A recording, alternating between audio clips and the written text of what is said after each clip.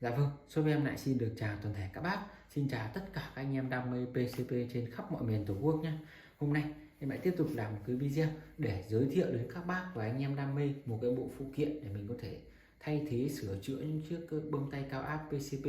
Thì trước khi đi vào video chi tiết thì em nói qua về cách thức giao dịch mua bán hàng bên nhà em.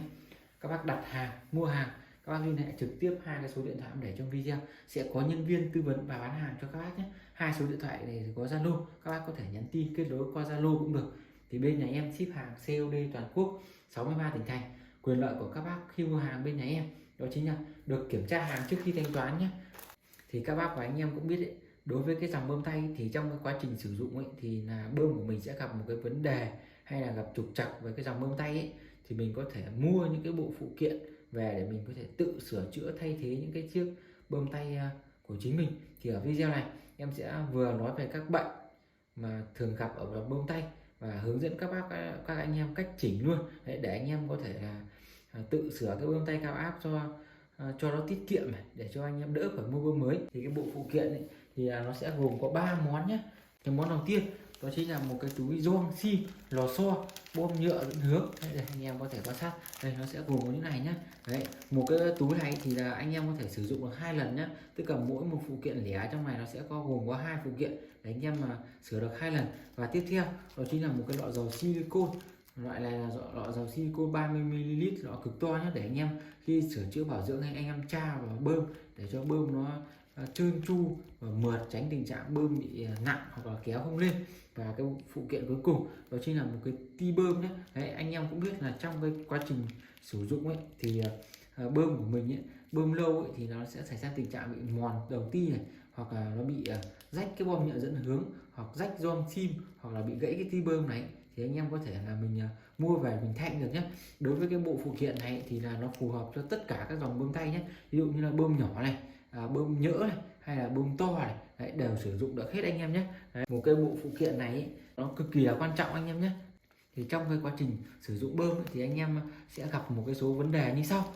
Ví dụ như là anh em bơm bị nặng này, hoặc là anh em kéo lên kéo xuống mà không kéo được. Đặc biệt là khi mà anh em bơm nó không lên, hoặc là anh em bơm mà nó khoảng tầm 100 cân hoặc hơn 100 cân ấy, thì là nó không lên nữa, nó ở luôn đấy. Thì nguyên nhân là do cái ti bơm này anh em nhé. Đấy, do cái ti bơm này là nó có thể là bị rách cái bom nhựa dẫn hướng màu đen này đây, hoặc là nó bị hỏng cái gioăng sim này, hoặc là mình bơm của mình lâu quá ấy, thì nó có thể bị mòn cái đầu ti này, hoặc là bị gãy luôn cái ti bơm này. Đấy, thì mình có thể là mua những cái món phụ kiện này về để anh em thay sửa vào những cái chiếc bơm tay cao áp của mình đang dùng nhé. Đấy, rất chi là tiện luôn. Nếu như anh em vẫn còn gioăng sim thì anh em có thể mua độc cái ti bơm này cũng được, hoặc là anh em mà có ti bơm rồi mà muốn mua độc gioăng sim này, anh em cần gì thì cứ alo trực tiếp cho em được. Một cái bộ phụ kiện này thì nó tuy là nhỏ ấy, nhưng mà nó rất chi là quan trọng nhé. Thí dụ như là các bác hay anh em mình mà bơm của mình là mới, hoặc là bơm mà có chưa bị hỏng, chưa bị trục trặc ấy, thì mình có thể là mua về mình để đấy. Đấy, một cái bộ phụ kiện này nó cũng không đáng bao nhiêu cả, mình mua về mình để phòng trường hợp ví dụ như trong lúc mà nó hỏng hóc này, hoặc là trong cái quá trình mà mình đi bem mồi mà nó có thể bị trục trặc, thì anh em có thể bỏ ra sửa luôn nhé. Đặc biệt là ở cái mùa chim của năm 2022 này thì nó cũng gần đến rồi đấy. Thì các bác và anh em cũng biết là nếu như mà mình đang đi mà trong cái quá trình mình sử dụng ấy, mà chẳng may mà nó có bị trục trặc hay là nó bị hỏng ấy, mà mình không có cái bộ này để mình sửa luôn thì nó cũng rất chi là ức chế. Nó sẽ làm mất vui cái cuộc đi bem thú bem mồi của mình. Đấy, thì anh em nên sắm lên một bộ để mình có thể là mình để sơ cua, mình để đấy, khi nào cần thì mình có thể dùng. Đấy, cái phụ kiện này thì em bán lẻ nhé. Các bác mà có gioăng sim rồi thì các bác có thể mua độc lọ dầu được, bên em bán từ 2 lọ trở lên. Hoặc là anh em nào mà mình cần mua túi gioăng sim này thì em cũng bán 2 túi trở lên nhé. Mỗi một túi này thì anh em thay thế được 2 lần nhé. 2 túi thì anh em có thể thay thế được 4 lần nhé. Đấy, hoặc là anh em mua độc cái ti này thì em vẫn bán, em bán thì bán từ 2 ti trở lên. Đấy, đầy đủ cho anh em luôn.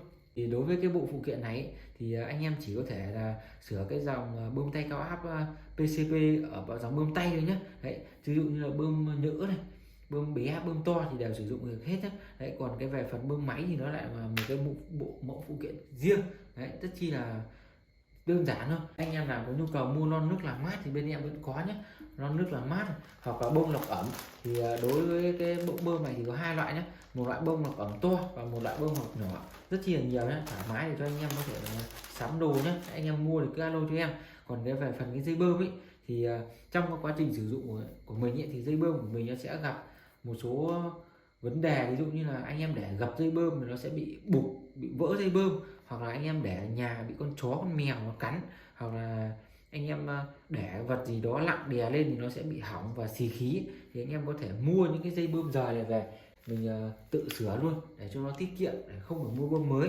Đấy thì đối với cái mẫu bơm này thì ví dụ như là anh em nào mà mình có lọc ẩm rồi thì anh em có thể mua được cái dây này nhé. Đấy thì cái dây này là bên nhà em đang bán là 130.000 này. Đấy, hoặc anh em nào mà cần ấy thì có thể là có cái loại dây bơm lọc ẩm nhỏ này nhá. Dây bơm lọc ẩm nhỏ này thì bên nhà em đang bán 180.000. Còn đối với cái mẫu dây bơm lọc ẩm to này thì có rất nhiều loại nhé, ví dụ như loại màu đen, màu xanh hoặc màu vàng. Anh em nào cần thì cứ alo cho Tít Shop màu nào cũng được. Thì cái đối với cái mẫu lọc ẩm to này thì bên nhà em đang bán là 230.000 nhé. Em cũng báo giá luôn để cho các anh em tiện lựa chọn tham khảo. Thì các bác và anh em có thể nắm được giá thì công khai rồi. Đối với cái mẫu dây bơm này thì anh em có thể là dùng được cho cả bơm tay và bơm máy nhé. Đấy, rất chi là tiện luôn. Thì trong cái quá trình ấy, thì sử dụng thì nó có thể bị trục chặt hoặc là bị hỏng thì anh em nên mua cái này về để mình tự sửa để cho nó tiết kiệm này, và không phải mua bơm mới. Thì những cái phụ kiện này nó tuy nó nhỏ nhưng nó rất chi là cần thiết và quan trọng nhé. Đấy thì một cái video ngắn em giới thiệu về cái bộ phụ kiện để anh em tự sửa bơm tay cao áp PCP của chính mình. Thì anh em nào có nhu cầu mua thì anh em mua ủng hộ cho shop. Thì cuối video thì anh em nhớ cho shop xin một like, một đăng ký kênh để shop có động lực ra tiếp những video mới phục vụ đến các bác và anh em. Xin chào và hẹn gặp lại các bác ở video tiếp theo.